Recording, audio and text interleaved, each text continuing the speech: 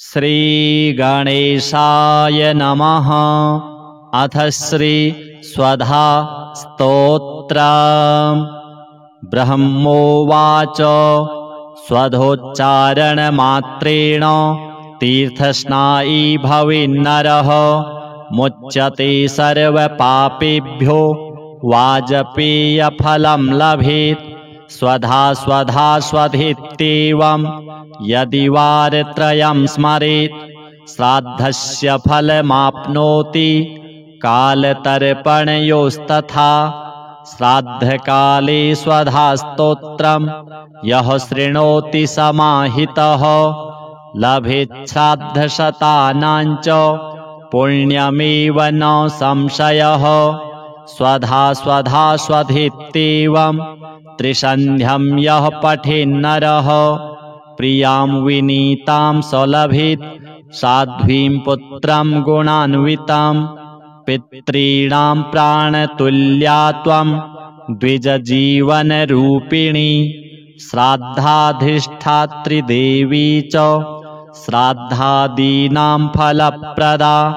बहिर्मन्मनसो गच्छ पितॄणां तुष्टिहेतवे सम्प्रीतये द्विजातीनां गृहीणां वृद्धिहेतवे। नित्यानित्यस्वरूपासि गुणरूपासि सुव्रते आविर्भावस्थिरो भावः सृष्टौ च प्रलये तव। ॐ स्वस्ति च नमः स्वाहा। स्वधा त्वं दक्षिणा तथा निरूपिताश्चतुर्वेदे षट् प्रशस्ताश्च कर्मिणां। पुरासि त्वं स्वधा गोपी गोलोके राधिका सखी। धृतोरसि स्वधात्मानं कृतं तेन स्वधा स्मृता। ध्वस्ता त्वं राधिका शापात् गोलोकाद् विश्वमागता। कृष्णाश्लिष्टा तया दृष्टा पुरा वृन्दावने वने। कृष्णालिङ्गनपुण्येन भूता मे मानसी सुता। अतृप्तसुरते तेन चतुर्णां स्वामिनां प्रिया। स्वाहा सा सुन्दरी गोपी पुरासीद् राधिका सखी। रतौ स्वयं कृष्णमाह तेन स्वाहा प्रकीर्तिता। कृष्णेन सार्धं सुचिरं वसन्ते रासमण्डले। प्रमत्ता सुरते श्लिष्टा दृष्टा सा राधया पुरा। तस्याः शापेन साध्वस्ता गोलोकाद् विश्वमागता। कृष्णालिङ्गनपुण्येन समभूद्वहनि कामिनी। पवित्ररूपा परमादेव आद्यैर्वन्दिता नृभिः। यन्नामोच्चारणेनैव नरो मुच्येत पातकात्। या सुशीलाभिधा गोपी पुरासीद् राधिका सखी। उवास दक्षिणे क्रोडे कृष्णस्य च महात्मनः। प्रध्वस्ता सा च तच्छापात् गोलोकाद् विश्वमागता। कृष्णालिङ्गनपुण्येन सा बभूव च दक्षिणा। सा प्रेयसी रतौ दक्षा प्रशस्ता सर्वकर्मसु। उवास दक्षिणे भर्तुर्दक्षिणा तेन कीर्तिता। गोप्यो बभूवुस्तिस्रो वै स्वधा स्वाहा च दक्षिणा। कर्मिणां कर्मपूर्णार्थं पुरा चैवेश्वरेच्छया। इत्येवमुक्त्वा स ब्रह्मा ब्रह्मलोके च संसदि। तस्थौ च सहसा सद्यः स्वदाशाविर्बभूवः। तदा पितृभ्यः प्रददौ तामेव कमलाननां। तां सम्प्राप्य ययुस्ते च पितरश्च प्रहर्षिताः। स्वधा स्तोत्रमिदं पुण्यं यः शृणोति समाहितः स स्नातः सर्वतीर्थेषु वेदपाठफलं लभेत्। ब्रह्मोवाच स्वधोच्चारणमात्रेण तीर्थस्नायी भवेन्नरः मुच्यते सर्वपापेभ्यो वाजपेयफलं लभेत्। स्वधा स्वधा स्वधेत्येवं यदि वारत्रयं स्मरेत् श्राद्धस्य फलमाप्नोति कालतर्पणयोस्तथा। श्राद्धकाले स्वधास्तोत्रं यः शृणोति समाहितः लभेत् श्राद्धशतानां च पुण्यमेव न संशयः। स्वधा स्वधा स्वधेत्येवं त्रिसन्ध्यं यः पठेन्नरः प्रियां विनीतां स लभेत् साध्वीं पुत्रं गुणान्वितं। पितॄणां प्राणतुल्या त्वं द्विजजीवनरूपिणी श्राद्धाधिष्ठात्री देवी च श्राद्धादीनां फलप्रदा। बहिर्मन्मनसो गच्छ पितॄणां तुष्टिहेतवे सम्प्रीतये द्विजातीनां गृहीणां वृद्धिहेतवे। नित्यानित्यस्वरूपासि गुणरूपासि सुव्रते आविर्भावस्थिरो भावः सृष्टौ च प्रलये तव।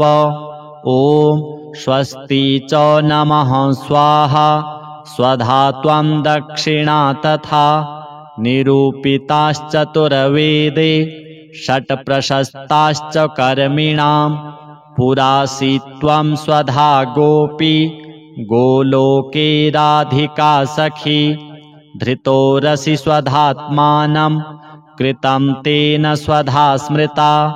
ध्वस्ता त्वं राधिका शापात् गोलोकाद् विश्वमागता कृष्णाश्लिष्टा तया दृष्टा पुरा वृन्दावने वने।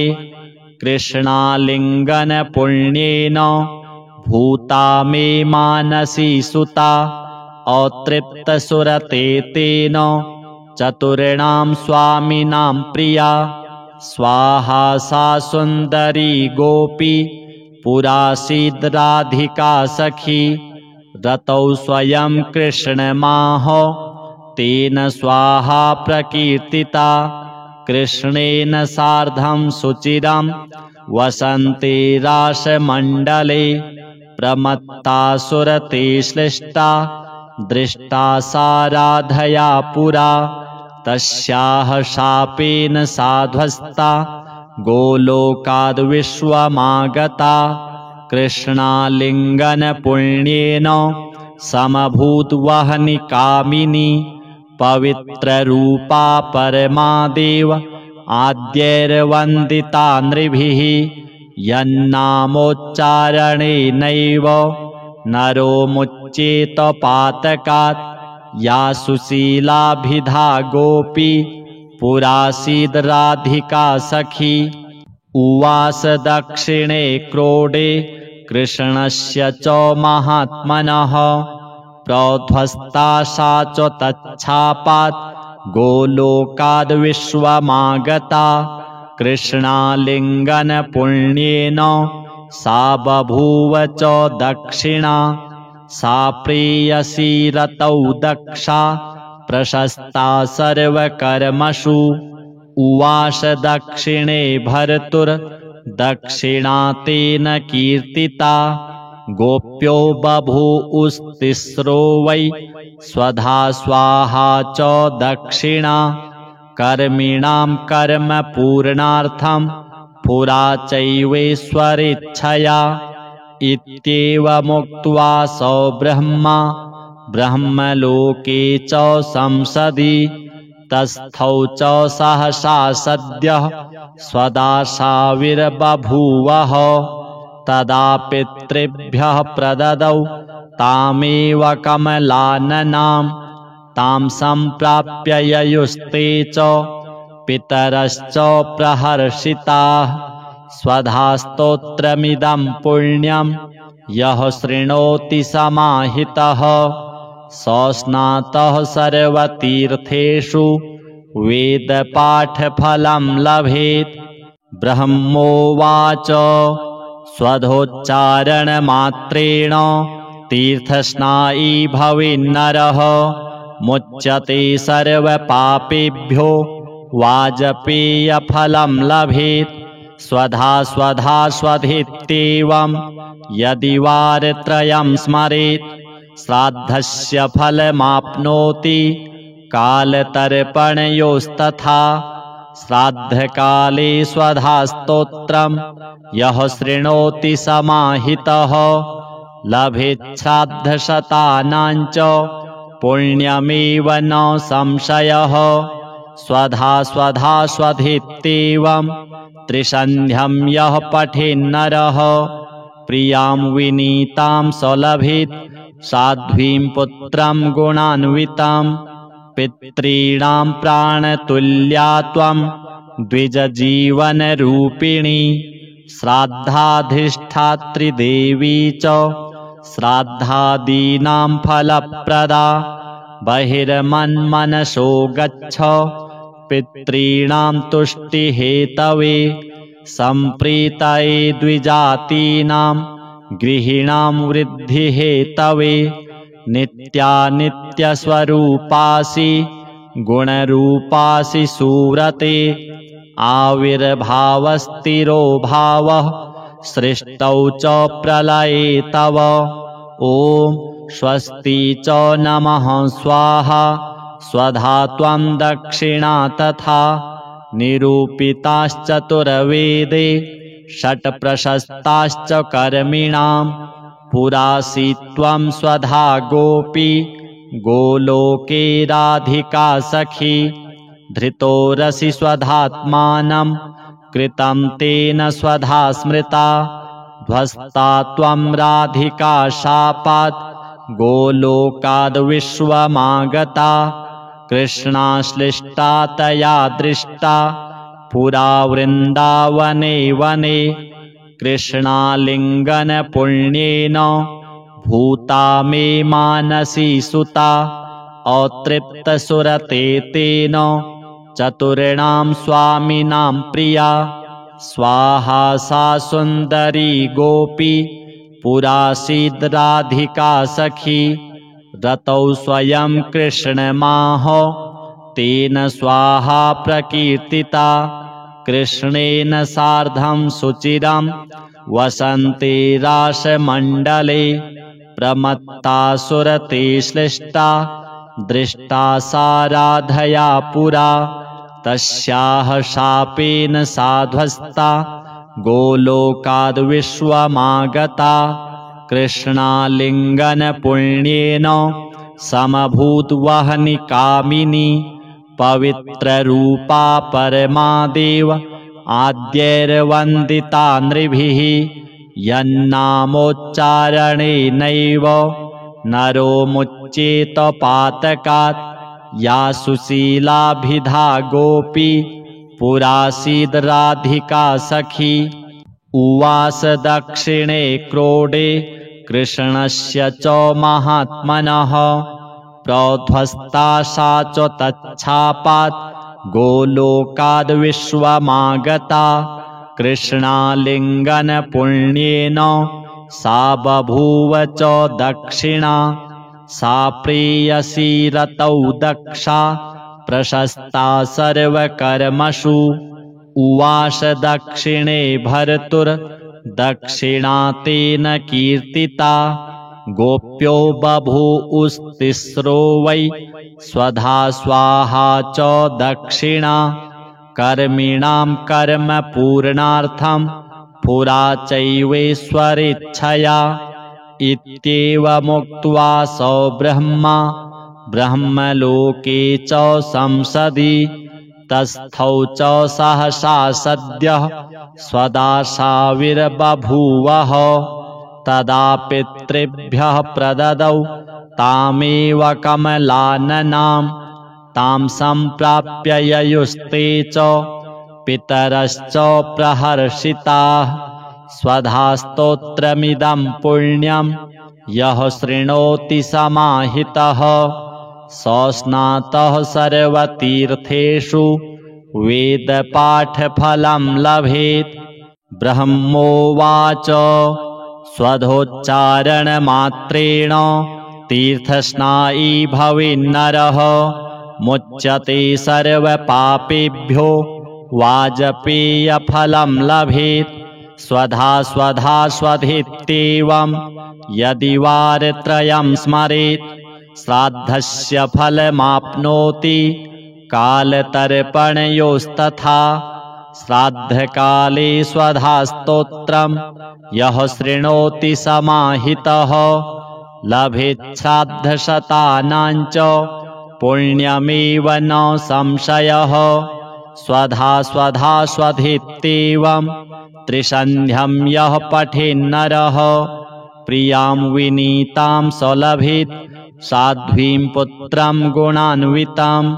पितॄणां प्राणतुल्या त्वं द्विजजीवनरूपिणी श्राद्धाधिष्ठात्री देवी च श्राद्धादीनां फलप्रदा। बहिर्मन्मनसो गच्छ पितॄणां तुष्टिहेतवे सम्प्रीतये द्विजातीनां गृहीणां वृद्धिहेतवे। नित्यानित्यस्वरूपासि गुणरूपासि सुव्रते आविर्भावस्थिरो भावः सृष्टौ च प्रलये तव। ॐ स्वस्ति च नमः स्वाहा स्वधा त्वं दक्षिणा तथा निरूपिताश्चतुर्वेदे षट्प्रशस्ताश्च कर्मिणां। पुरासि त्वं स्वधा गोपी गोलोके राधिका सखी धृतोरसि स्वधात्मानं कृतं तेन स्वधा स्मृता।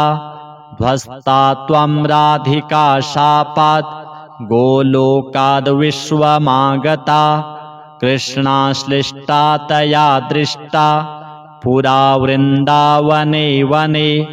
कृष्णालिङ्गनपुण्येन भूता मे मानसी सुता अतृप्तसुरते तेन चतुर्णां स्वामिनां प्रिया। स्वाहा सा सुन्दरी गोपी पुरासीद् राधिका सखी रतौ स्वयं कृष्णमाह तेन स्वाहा प्रकीर्तिता।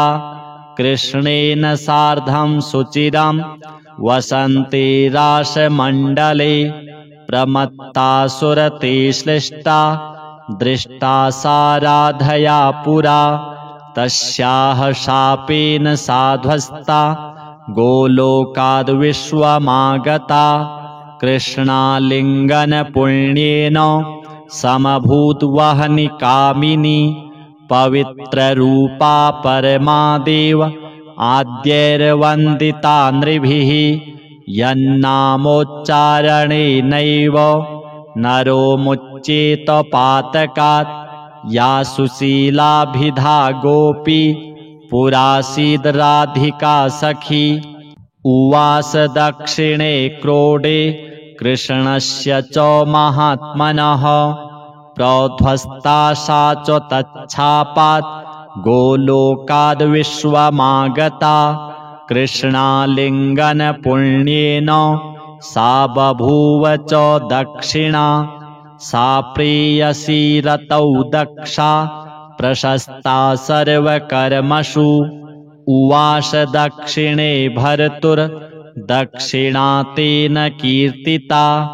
गोप्यो बभूवुस्तिस्रो वै स्वधा स्वाहा च दक्षिणा। कर्मिणां कर्म पूर्णार्थं पुरा चैवेश्वरेच्छया।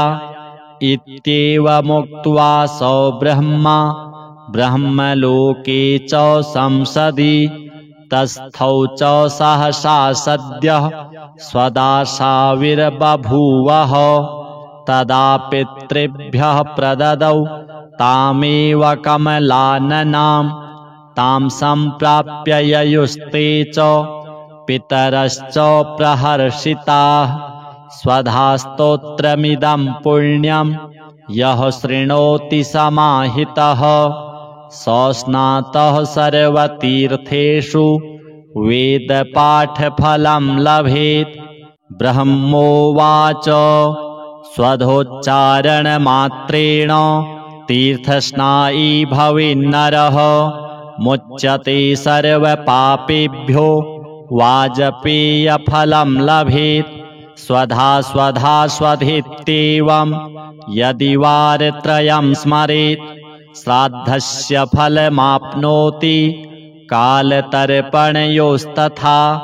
श्राद्धकाले स्वधास्तोत्रं यः शृणोति समाहितः लभेत् श्राद्धशतानां च पुण्यमेव न संशयः। स्वधा स्वधा स्वधेत्येवं त्रिसन्ध्यं यः पठेन्नरः प्रियां विनीतां स लभेत् साध्वीं पुत्रं गुणान्वितं। पितॄणां प्राणतुल्या त्वं द्विजजीवनरूपिणी श्राद्धाधिष्ठात्री देवी च श्राद्धादीनां फलप्रदा। बहिर्मन्मनसो गच्छ पितॄणां तुष्टिहेतवे सम्प्रीतये द्विजातीनां गृहीणां वृद्धिहेतवे। नित्यानित्यस्वरूपासि गुणरूपासि सुव्रते आविर्भावस्थिरो भावः सृष्टौ च प्रलये तव। ॐ स्वस्ति च नमः स्वाहा स्वधा त्वं दक्षिणा तथा निरूपिताश्चतुर्वेदे षट् प्रशस्ताश्च कर्मिणां। पुरासि त्वं स्वधा गोपी गोलोके राधिका सखी। धृतोरसि स्वधात्मानं कृतं तेन स्वधा स्मृता। ध्वस्ता त्वं राधिका शापात् गोलोकाद् विश्वमागता। कृष्णाश्लिष्टा तया दृष्टा पुरा वृन्दावने वने। कृष्णालिङ्गनपुण्येन भूता मे मानसी सुता। अतृप्तसुरते तेन चतुर्णां स्वामिनां प्रिया। स्वाहा सा सुन्दरी गोपी पुरासीद् राधिका सखी। रतौ स्वयं कृष्णमाह तेन स्वाहा प्रकीर्तिता। कृष्णेन सार्धं सुचिरं वसन्ते रासमण्डले। प्रमत्ता सुरते श्लिष्टा दृष्टा सा राधया पुरा। तस्याः शापेन साध्वस्ता गोलोकाद् विश्वमागता। कृष्णालिङ्गनपुण्येन समभूद्वहनि कामिनी। पवित्ररूपा परमादेव आद्यैर्वन्दिता नृभिः। यन्नामोच्चारणेनैव नरो मुच्येत पातकात्। या सुशीलाभिधा गोपी पुरासीद् राधिका सखी। उवास दक्षिणे क्रोडे कृष्णस्य च महात्मनः। प्रध्वस्ता सा च तच्छापात् गोलोकाद् विश्वमागता। कृष्णालिङ्गनपुण्येन सा बभूव च दक्षिणा। सा प्रेयसी रतौ दक्षा प्रशस्ता सर्वकर्मसु। उवास दक्षिणे भर्तुर्दक्षिणा तेन कीर्तिता। गोप्यो बभूवुस्तिस्रो वै स्वधा स्वाहा च दक्षिणा। कर्मिणां कर्म पूर्णार्थं पुरा चैवेश्वरेच्छया। इत्येवमुक्त्वा स ब्रह्मा ब्रह्मलोके च संसदि। तस्थौ च सहसा सद्यः स्वदाशाविर्बभूवः। तदा पितृभ्यः प्रददौ तामेव कमलाननां तां सम्प्राप्य ययुस्ते च पितरश्च प्रहर्षिताः। स्वधास्तोत्रमिदं पुण्यं यः शृणोति समाहितः स स्नातः सर्वतीर्थेषु वेदपाठफलं लभेत्। ब्रह्मोवाच स्वधोच्चारणमात्रेण तीर्थस्नायी भवेन्नरः मुच्यते सर्वपापेभ्यो वाजपेयफलं लभेत्। स्वधा स्वधा स्वधेत्येवं यदि वारत्रयं स्मरेत् श्राद्धस्य फलमाप्नोति कालतर्पणयोस्तथा। श्राद्धकाले स्वधास्तोत्रं यः शृणोति समाहितः लभेत् श्राद्धशतानां च पुण्यमेव न संशयः। स्वधा स्वधा स्वधेत्येवं त्रिसन्ध्यं यः पठेन्नरः प्रियां विनीतां स लभेत् साध्वीं पुत्रं गुणान्वितं। पितॄणां प्राणतुल्या त्वं द्विजजीवनरूपिणी श्राद्धाधिष्ठात्री देवी च श्राद्धादीनां फलप्रदा। बहिर्मन्मनसो गच्छ पितॄणां तुष्टिहेतवे सम्प्रीतये द्विजातीनां गृहीणां वृद्धिहेतवे। नित्यानित्यस्वरूपासि गुणरूपासि सुव्रते आविर्भावस्थिरो भावः सृष्टौ च प्रलये तव। ॐ स्वस्ति च नमः स्वाहा स्वधा त्वं दक्षिणा तथा निरूपिताश्चतुर्वेदे षट् प्रशस्ताश्च कर्मिणां। पुरासि त्वं स्वधा गोपी गोलोके राधिका सखी। धृतोरसि स्वधात्मानं कृतं तेन स्वधा स्मृता। ध्वस्ता त्वं राधिका शापात् गोलोकाद् विश्वमागता। कृष्णाश्लिष्टा तया दृष्टा पुरा वृन्दावने वने। कृष्णालिङ्गनपुण्येन भूता मे मानसी सुता।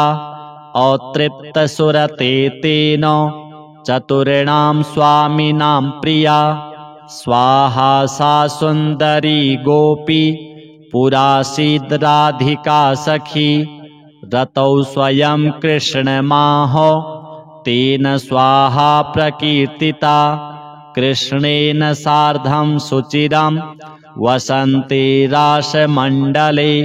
प्रमत्ता सुरते श्लिष्टा दृष्टा सा राधया पुरा। तस्याः शापेन साध्वस्ता गोलोकाद् विश्वमागता। कृष्णालिङ्गनपुण्येन समभूद्वहनि कामिनी। पवित्ररूपा परमादेव आद्यैर्वन्दिता नृभिः। यन्नामोच्चारणेनैव नरो मुच्येत पातकात्। या सुशीलाभिधा गोपी पुरासीद् राधिका सखी। उवास दक्षिणे क्रोडे कृष्णस्य च महात्मनः। प्रध्वस्ता सा च तच्छापात् गोलोकाद् विश्वमागता। कृष्णालिङ्गनपुण्येन सा बभूव च दक्षिणा। सा प्रेयसी रतौ दक्षा प्रशस्ता सर्वकर्मसु। उवास दक्षिणे भर्तुर्दक्षिणा तेन कीर्तिता। गोप्यो बभूवुस्तिस्रो वै स्वधा स्वाहा च दक्षिणा। कर्मिणां कर्म पूर्णार्थं पुरा चैवेश्वरेच्छया। इत्येवमुक्त्वा स ब्रह्मा ब्रह्मलोके च संसदि। तस्थौ च सहसा सद्यः स्वदाशाविर्बभूवः। तदा पितृभ्यः प्रददौ तामेव कमलाननां तां सम्प्राप्य ययुस्ते च पितरश्च प्रहर्षिताः। स्वधास्तोत्रमिदं पुण्यं यः शृणोति समाहितः स स्नातः सर्वतीर्थेषु वेदपाठफलं लभेत्। ब्रह्मोवाच स्वधोच्चारणमात्रेण तीर्थस्नायी भवेन्नरः मुच्यते सर्वपापेभ्यो वाजपेयफलं लभेत्। स्वधा स्वधा स्वधेत्येवं यदि वारत्रयं स्मरेत् श्राद्धस्य फलमाप्नोति कालतर्पणयोस्तथा। श्राद्धकाले स्वधास्तोत्रं यः शृणोति समाहितः लभेत् श्राद्धशतानां च पुण्यमेव न संशयः। स्वधा स्वधा स्वधेत्येवं त्रिसन्ध्यं यः पठेन्नरः प्रियां विनीतां स लभेत् साध्वीं पुत्रं गुणान्वितं। पितॄणां प्राणतुल्या त्वं द्विजजीवनरूपिणी श्राद्धाधिष्ठात्री देवी च श्राद्धादीनां फलप्रदा। बहिर्मन्मनसो गच्छ पितॄणां तुष्टिहेतवे सम्प्रीतये द्विजातीनां गृहीणां वृद्धिहेतवे। नित्यानित्यस्वरूपासि गुणरूपासि सुव्रते आविर्भावस्थिरो भावः सृष्टौ च प्रलये तव। ॐ स्वस्ति च नमः स्वाहा स्वधा त्वं दक्षिणा तथा निरूपिताश्चतुर्वेदे षट्प्रशस्ताश्च कर्मिणां। पुरासि त्वं स्वधा गोपी गोलोके राधिका सखी धृतोरसि स्वधात्मानं कृतं तेन स्वधा स्मृता। ध्वस्ता त्वं राधिका शापात् गोलोकाद्विश्वमागता कृष्णाश्लिष्टा तया दृष्टा पुरा वृन्दावने वने। कृष्णालिङ्गनपुण्येन भूता मे मानसी सुता अतृप्तसुरते तेन चतुर्णां स्वामिनां प्रिया। स्वाहा सा सुन्दरी गोपी पुरासीद् राधिका सखी रतौ स्वयं कृष्णमाह तेन स्वाहा प्रकीर्तिता। कृष्णेन सार्धं सुचिरं वसन्ते रासमण्डले प्रमत्ता सुरते श्लिष्टा दृष्टा सा राधया पुरा। तस्याः शापेन साध्वस्ता गोलोकाद्विश्वमागता कृष्णालिङ्गनपुण्येन समभूद्वहनि कामिनी। पवित्ररूपा परमादेव आद्यैर्वन्दिता नृभिः यन्नामोच्चारणेनैव नरो मुच्येत पातकात्। या सुशीलाभिधा गोपी पुरासीद् राधिका सखी उवास दक्षिणे क्रोडे कृष्णस्य च महात्मनः। प्रध्वस्ता सा च तच्छापात् गोलोकाद्विश्वमागता कृष्णालिङ्गनपुण्येन सा बभूव च दक्षिणा। सा प्रेयसी रतौ दक्षा प्रशस्ता सर्वकर्मसु। उवास दक्षिणे भर्तुर्दक्षिणा तेन कीर्तिता। गोप्यो बभूवुस्तिस्रो वै स्वधा स्वाहा च दक्षिणा। कर्मिणां कर्म पूर्णार्थं पुरा चैवेश्वरेच्छया। इत्येवमुक्त्वा स ब्रह्मा ब्रह्मलोके च संसदि तस्थौ च सहसा सद्यः स्वदाशाविर्बभूवः तदा पितृभ्यः प्रददौ तामेव कमलाननां तां सम्प्राप्य ययुस्ते च पितरश्च प्रहर्षिताः स्वधास्तोत्रमिदं पुण्यं यः शृणोति समाहितः स स्नातः सर्वतीर्थेषु वेदपाठफलं लभेत्। ब्रह्मोवाच स्वधोच्चारणमात्रेण तीर्थस्नायी भवेन्नरः मुच्यते सर्वपापेभ्यो वाजपेयफलं लभेत्। स्वधा स्वधा स्वधेत्येवं यदि वारत्रयं स्मरेत् श्राद्धस्य फलमाप्नोति कालतर्पणयोस्तथा। श्राद्धकाले स्वधास्तोत्रं यः शृणोति समाहितः लभेत् श्राद्धशतानां च पुण्यमेव न संशयः। स्वधा स्वधा स्वधेत्येवं त्रिसन्ध्यं यः पठेन्नरः प्रियां विनीतां स लभेत् साध्वीं पुत्रं गुणान्वितं। पितॄणां प्राणतुल्या त्वं द्विजजीवनरूपिणी श्राद्धाधिष्ठात्री देवी च श्राद्धादीनां फलप्रदा। बहिर्मन्मनसो गच्छ पितॄणां तुष्टिहेतवे सम्प्रीतये द्विजातीनां गृहीणां वृद्धिहेतवे। नित्यानित्यस्वरूपासि गुणरूपासि सुव्रते आविर्भावस्थिरो भावः सृष्टौ च प्रलये तव। ॐ स्वस्ति च नमः स्वाहा स्वधा त्वं दक्षिणा तथा निरूपिताश्चतुर्वेदे षट्प्रशस्ताश्च कर्मिणां।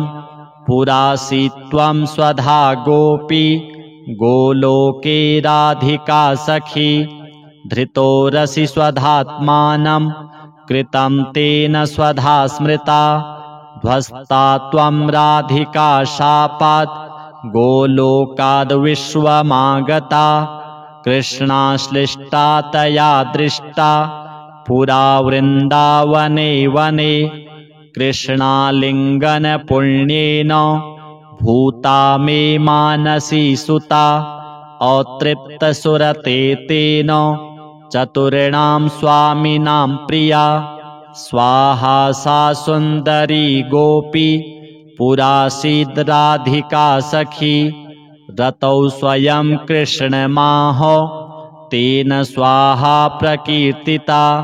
कृष्णेन सार्धं सुचिरं वसन्ते रासमण्डले प्रमत्ता सुरते श्लिष्टा दृष्टा सा राधया पुरा। तस्याः शापेन साध्वस्ता गोलोकाद् विश्वमागता कृष्णालिङ्गनपुण्येन समभूद्वहनि कामिनी। पवित्ररूपा परमादेव आद्यैर्वन्दिता नृभिः यन्नामोच्चारणेनैव नरो मुच्येत पातकात्। या सुशीलाभिधा गोपी पुरासीद् राधिका सखी उवास दक्षिणे क्रोडे कृष्णस्य च महात्मनः। प्रध्वस्ता सा च तच्छापात् गोलोकाद् विश्वमागता कृष्णालिङ्गनपुण्येन सा बभूव च दक्षिणा। सा प्रेयसी रतौ दक्षा प्रशस्ता सर्वकर्मसु। उवास दक्षिणे भर्तुर्दक्षिणा तेन कीर्तिता। गोप्यो बभूवुस्तिस्रो वै स्वधा स्वाहा च दक्षिणा। कर्मिणां कर्मपूर्णार्थं पुरा चैवेश्वरेच्छया। इत्येवमुक्त्वा स ब्रह्मा ब्रह्मलोके च संसदि तस्थौ च सहसा सद्यः स्वदाशाविर्बभूवः तदा पितृभ्यः प्रददौ तामेव कमलाननां तां सम्प्राप्य ययुस्ते च पितरश्च प्रहर्षिताः स्वधास्तोत्रमिदं पुण्यं यः शृणोति समाहितः स स्नातः सर्वतीर्थेषु वेदपाठफलं लभेत्।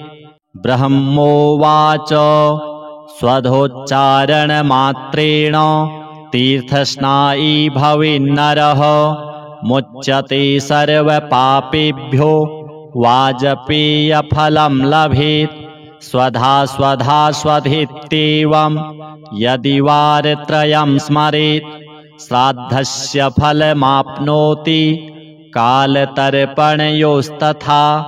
श्राद्धकाले स्वधास्तोत्रं यः शृणोति समाहितः लभेत् श्राद्धशतानां च पुण्यमेव न संशयः। स्वधा स्वधा स्वधेत्येवं त्रिसन्ध्यं यः पठेन्नरः प्रियां विनीतां स लभेत् साध्वीं पुत्रं गुणान्वितां। पितॄणां प्राणतुल्या त्वं द्विजजीवनरूपिणी श्राद्धाधिष्ठात्री देवी च श्राद्धादीनां फलप्रदा। बहिर्मन्मनसो गच्छ पितॄणां तुष्टिहेतवे सम्प्रीतये द्विजातीनां गृहीणां वृद्धिहेतवे। नित्यानित्यस्वरूपासि गुणरूपासि सुव्रते आविर्भावस्थिरो भावः सृष्टौ च प्रलये तव। ॐ स्वस्ति च नमः स्वाहा स्वधा त्वं दक्षिणा तथा निरूपिताश्चतुर्वेदे षट् प्रशस्ताश्च कर्मिणां। पुरासि त्वं स्वधा गोपी गोलोके राधिका सखी धृतोरसि स्वधात्मानं कृतं तेन स्वधा स्मृता। ध्वस्ता त्वं राधिका शापात् गोलोकाद् विश्वमागता कृष्णाश्लिष्टा तया दृष्टा पुरा वृन्दावने वने। कृष्णालिङ्गनपुण्येन भूता मे मानसी सुता अतृप्तसुरते तेन चतुर्णां स्वामिनां प्रिया। स्वाहा सा सुन्दरी गोपी पुरासीद्राधिका सखी रतौ स्वयं कृष्णमाह तेन स्वाहा प्रकीर्तिता। कृष्णेन सार्धं सुचिरं वसन्ते रासमण्डले प्रमत्तासुरते श्लिष्टा दृष्टा सा राधया पुरा। तस्याः शापेन साध्वस्ता गोलोकाद् विश्वमागता कृष्णालिङ्गनपुण्येन समभूद्वहनिकामिनी। पवित्ररूपा परमादेव आद्यैर्वन्दिता नृभिः यन्नामोच्चारणेनैव नरो मुच्येत पातकात्। या सुशीलाभिधा गोपी पुरासीद्राधिका सखी उवास दक्षिणे क्रोडे कृष्णस्य च महात्मनः। प्रोध्वस्ता सा च तच्छापात् गोलोकाद् विश्वमागता कृष्णालिङ्गनपुण्येन सा बभूव च दक्षिणा। सा प्रेयसी रतौ दक्षा प्रशस्ता सर्वकर्मसु। उवास दक्षिणे भर्तुर्दक्षिणा तेन कीर्तिता। गोप्यो बभूवुस्तिस्रो वै स्वधा स्वाहा च दक्षिणा। कर्मिणां कर्मपूर्णार्थं पुरा चैवेश्वरेच्छया इत्येवमुक्त्वा स ब्रह्मा ब्रह्मलोके च संसदि तस्थौ च सहसा सद्यः स्वदाशाविर्बभूवः तदा पितृभ्यः प्रददौ तामेव कमलाननां तां सम्प्राप्य ययुस्ते च पितरश्च प्रहर्षिताः स्वधास्तोत्रमिदं पुण्यं यः शृणोति समाहितः स स्नातः सर्वतीर्थेषु वेदपाठफलं लभेत्। ब्रह्मोवाच स्वधोच्चारणमात्रेण तीर्थस्नायी भवेन्नरः मुच्यते सर्वपापेभ्यो वाजपेयफलं लभेत्। स्वधा स्वधा स्वधेत्येवं यदि वारत्रयं स्मरेत् श्राद्धस्य फलमाप्नोति कालतर्पणयोस्तथा। श्राद्धकाले स्वधास्तोत्रं यः शृणोति समाहितः लभेत् श्राद्धशतानां च पुण्यमेव न संशयः। स्वधा स्वधा स्वधेत्येवं त्रिसन्ध्यं यः पठेन्नरः प्रियां विनीतां स लभेत् साध्वीं पुत्रं गुणान्वितं।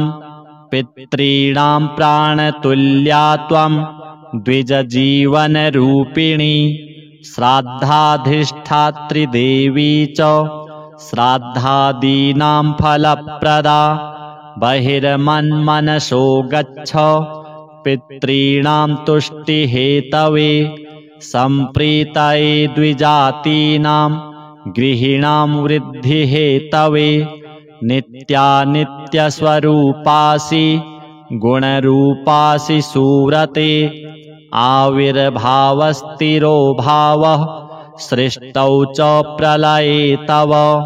ॐ स्वस्ति च नमः स्वाहा स्वधा त्वं दक्षिणा तथा निरूपिताश्चतुर्वेदे षट् प्रशस्ताश्च कर्मिणां। पुरासि त्वं स्वधा गोपी गोलोके राधिका सखी धृतोरसि स्वधात्मानं कृतं तेन स्वधा स्मृता। ध्वस्ता त्वं राधिका शापात् गोलोकाद् विश्वमागता कृष्णाश्लिष्टा तया दृष्टा पुरा वृन्दावने वने। कृष्णालिङ्गनपुण्येन भूता मे मानसी सुता अतृप्तसुरते तेन चतुर्णां स्वामिनां प्रिया। स्वाहा सा सुन्दरी गोपी पुरासीद् राधिका सखी रतौ स्वयं कृष्णमाह तेन स्वाहा प्रकीर्तिता।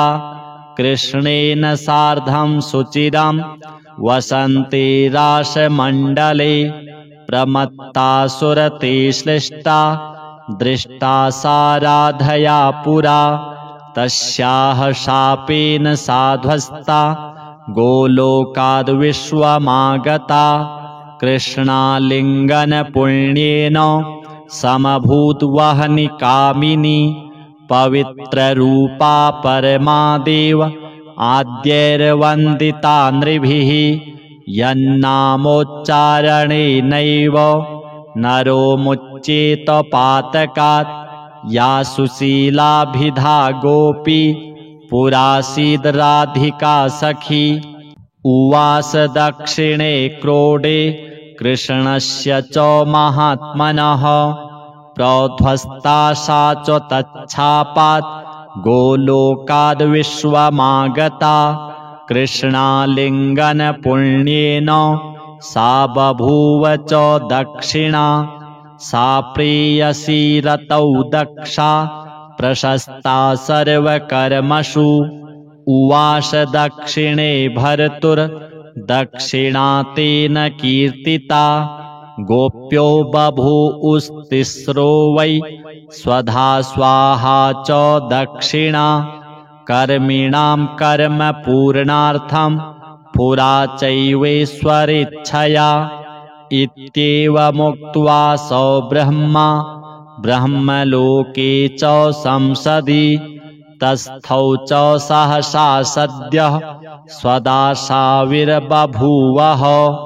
तदा पितृभ्यः प्रददौ तामेव कमलाननां तां सम्प्राप्य ययुस्ते च पितरश्च प्रहर्षिताः स्वधा स्तोत्रमिदं पुण्यं यः शृणोति समाहितः स स्नातः सर्वतीर्थेषु वेदपाठफलं लभेत्।